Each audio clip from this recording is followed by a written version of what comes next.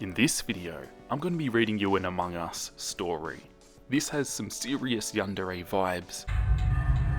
Things get really creepy and weird, so brace yourself for that. This is part 1. If you enjoy it, give it a thumbs up and maybe I'll release part 2 next week. The story is written by ElectricDust, and I'll leave links down below so you can go to their author page and check out more of their works, or you can go ahead yourself and read further parts of this story, because they're already up. Go support the author, links down below. With that all said, let's jump into the story. Enjoy. Among Us, Yandere Impostor. This was scary. Scary and out of your control. You just found Cyan's body.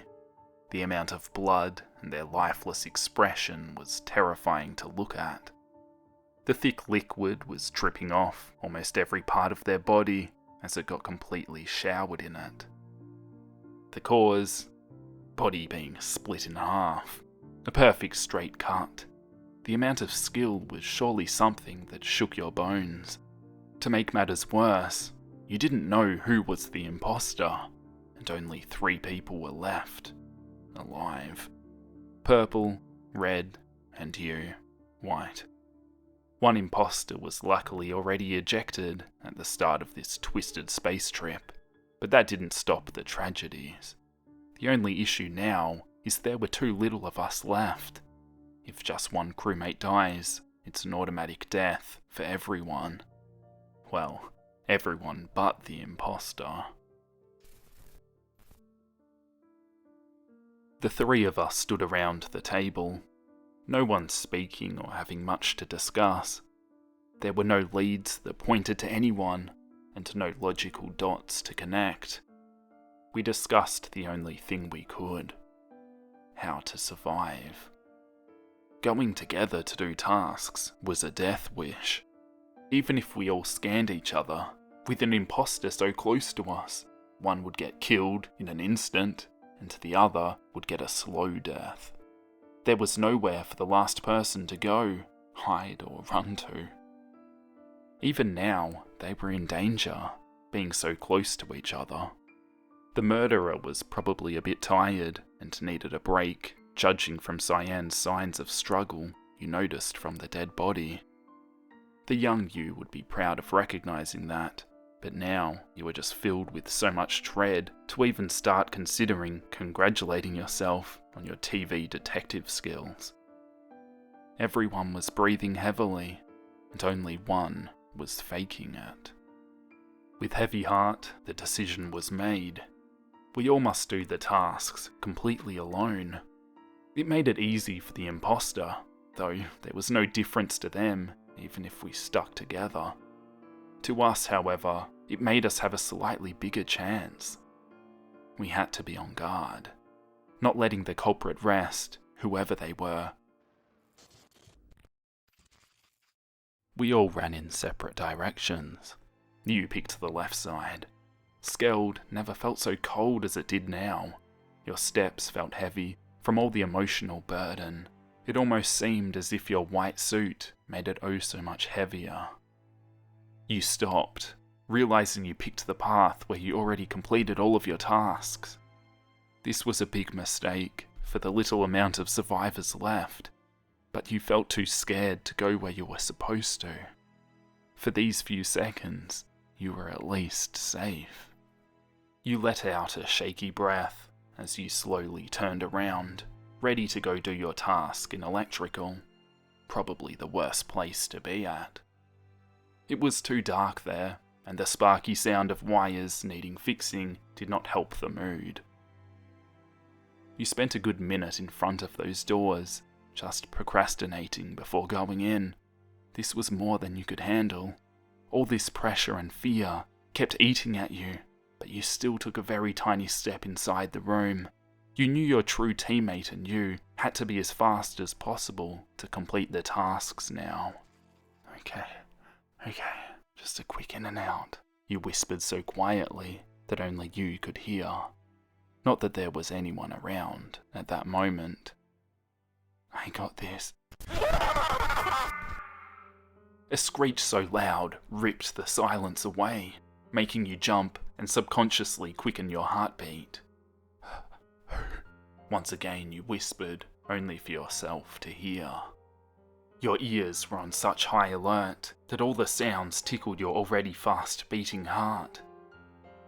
Suddenly, there was a very dangerous sound. Footsteps. Not just any footsteps. This monster was running in your direction, almost making you screech despite not seeing them yet. You hid in the very room you hated the most. Electrical. You didn't have a chance to hide behind the wall of machines which was placed in the centre of the room, or even turn around. To your luck, the person continued running, not even glancing in the dark room as they passed it. Could this really be a lucky occurrence, if you were the only one alive? A deep yelling voice of red or purple made the silence break again. They probably assumed you were in the part of the hallways you went to previously. You took your chance to properly hide behind the wall of machines this time. The damn wires you needed to fix were something you were afraid to touch now. What if their sound disappears when they are fixed and makes the monster come back? Even then, you had zero chances of survival. Your body was in an even worse state now, with all the shivering and panic. The now distant footsteps were still running, till they stopped. The following sounds were so faint, but the imposter, purple or red, let out a laugh. And then, in a distant part of the ship, you heard a metallic clinking sound. Clinking? What can clink? And then you heard muffled bumps. They were going in no particular direction, till you realised they were using vents. You began to panic even more, remembering there was a vent entrance right next to you. Shit, I had no time, nor was I smart enough to run into the hallway. The sound is louder. Shit, please, no. It was hard to control the shaking now. Your whole body felt so unstable, but you still had one last shot. You glanced at the top of the machine wall. There was space for you to lay on top of it. You had no time to decide if it was a blessing for you to get this hiding place, or a curse that you only had one left.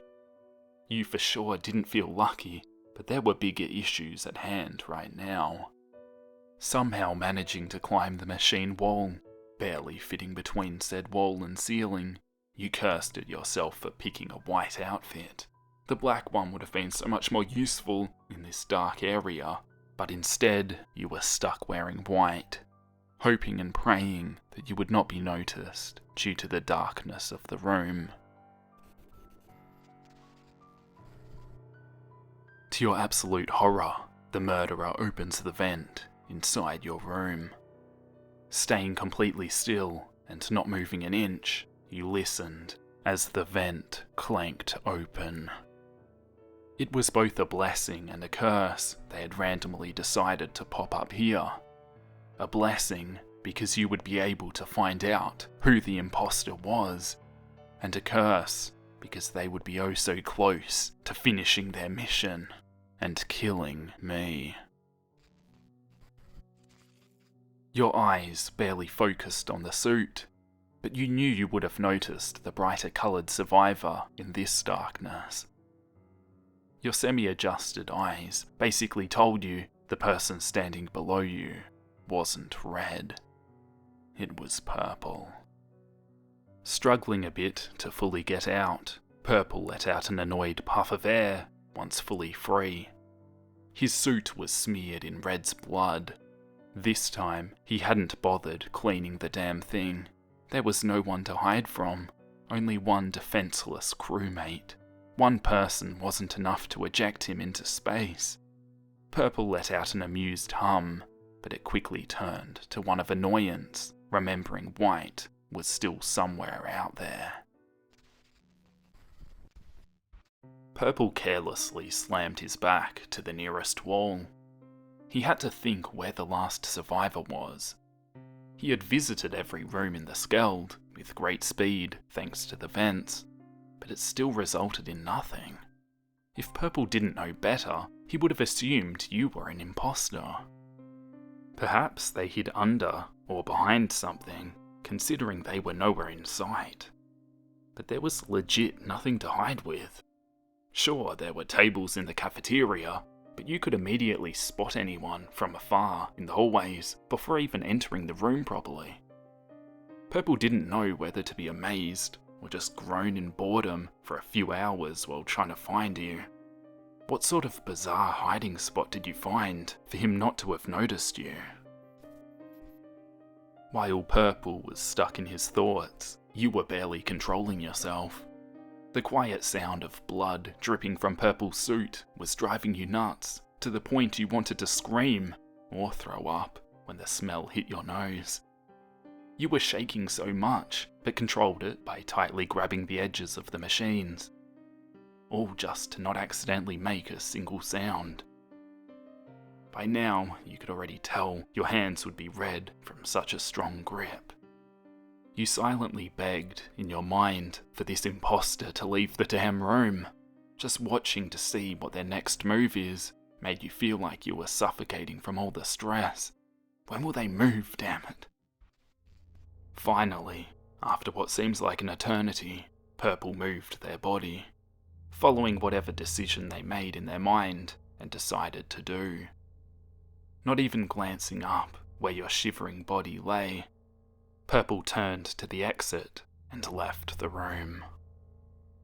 You were so scared, terrified to even let out a breath you were holding in, but eventually you did. I guess this was your life now.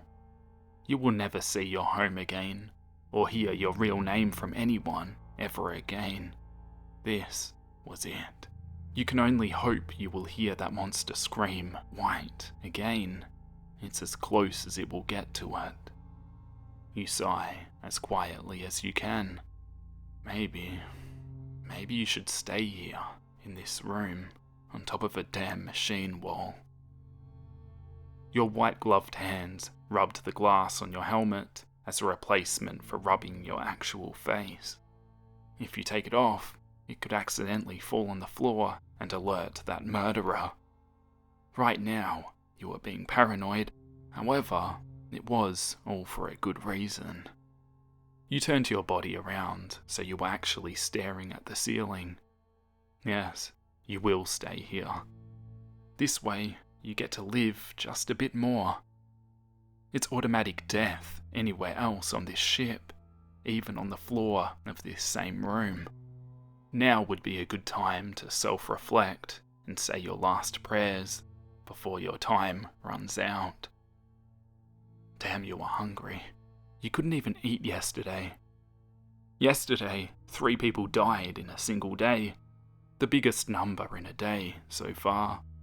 Right after that, everything went to shit when even Cyan died, and only you, poor Red, and murderer Purple were left. Well, now it's just you and Purple.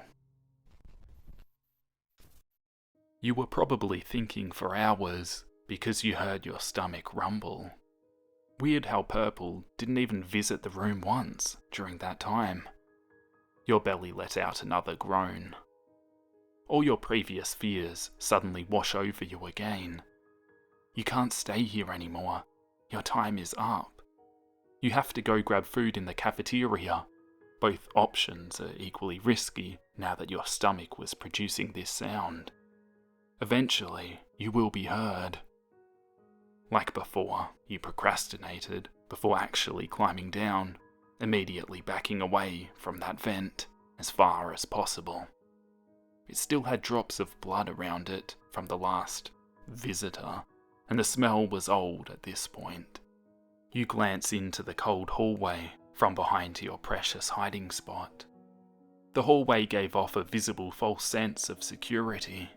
There was no other choice than approaching the door and checking if there is anyone around it. You were trying really hard for your steps to be soft and quiet. In the end, it did not matter, as your stomach growled once again. You just gave up. It seems speed was more important now if you wanted to live. You were speed walking towards the cafeteria, not even daring to run and produce even more unnecessary sounds. You quickly stopped, remembering the camera area right in front of the cafeteria. Oh shit, did you accidentally step in its view? With shaky, wide eyes, you quickly glanced at the camera.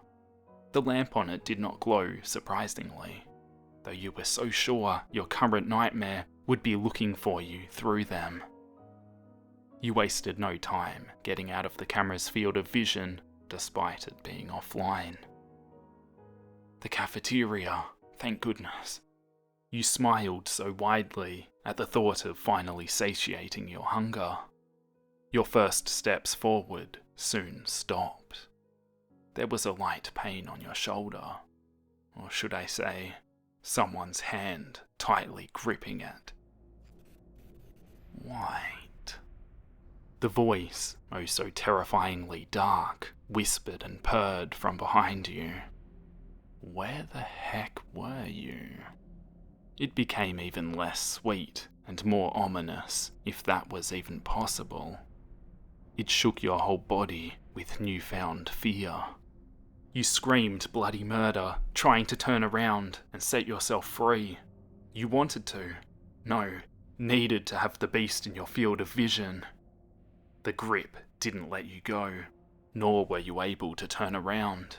The only thing you achieved was having the murderer slam you to the ground with great force, making your entire body ache and possibly bruise in places.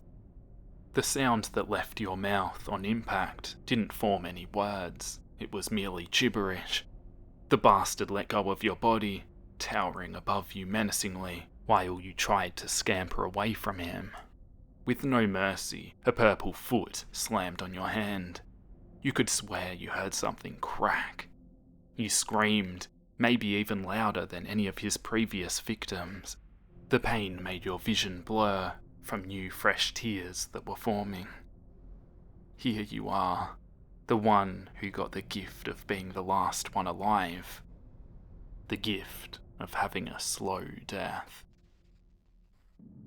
Where do you think you're going, White? His voice was so terrifyingly low, you couldn't help crying from more than just the pain you felt. You were so afraid. I didn't wait in this damn place for hours for you to go hide again. And that's it for part 1. The story is to be continued, so be sure to subscribe so you don't miss out on any future uploads. As always, thank you so much to all my patrons who you can see on screen right now. I really appreciate your support and you keep the channel going. So a big thank you to each and every one of you guys, and I'll catch you in the next video. Bye.